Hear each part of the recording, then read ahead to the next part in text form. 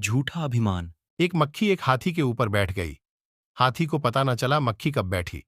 मक्खी बहुत भिनभिनाई आवाज की और कहा, भाई, तुझे कोई तकलीफ हो तो बता देना, वजन मालूम पड़े तो खबर कर देना, मैं हट जाऊंगी। लेकिन हाथी को कुछ सुनाई न पड़ा। फिर हाथी एक पुल पर से गुजरने लगा। बड़ी पहाड़ी नदी थी, भयंकर गड्ढा।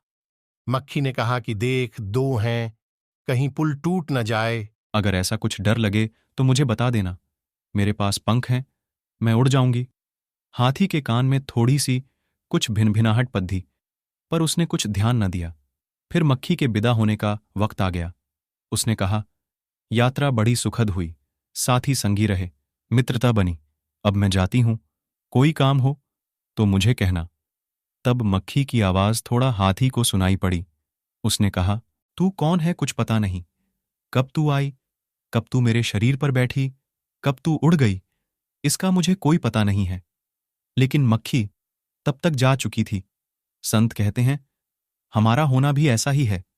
इस बड़ी पृथ्वी पर हमारे होने ना होने से कोई फर्क नहीं पड़ता। हाथी और मक्खी के अनुपात से भी कहीं छोटा हमारा और ब्रह्मांड का अनुपात है।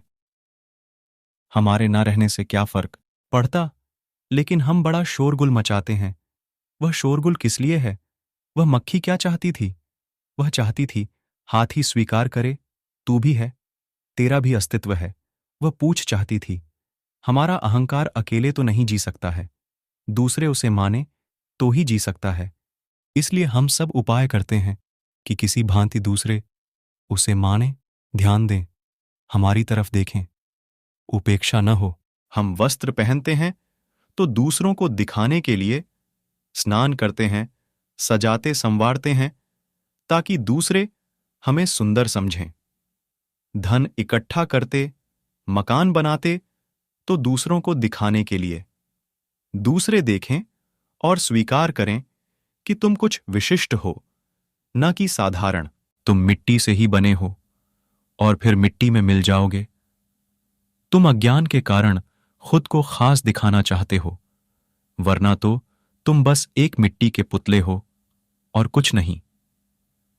अहंकार सदा इस तलाश में है, वे आंखें मिल जाएं जो मेरी छाया को वजन दे दें। याद रखना, आत्मा के निकलते ही यह मिट्टी का पुतला फिर मिट्टी बन जाएगा। इसलिए अपना झूठा अहंकार छोड़ दो और सबका सम्मान करो, क्योंकि जीवों में परमात्मा का अंश आत्मा है।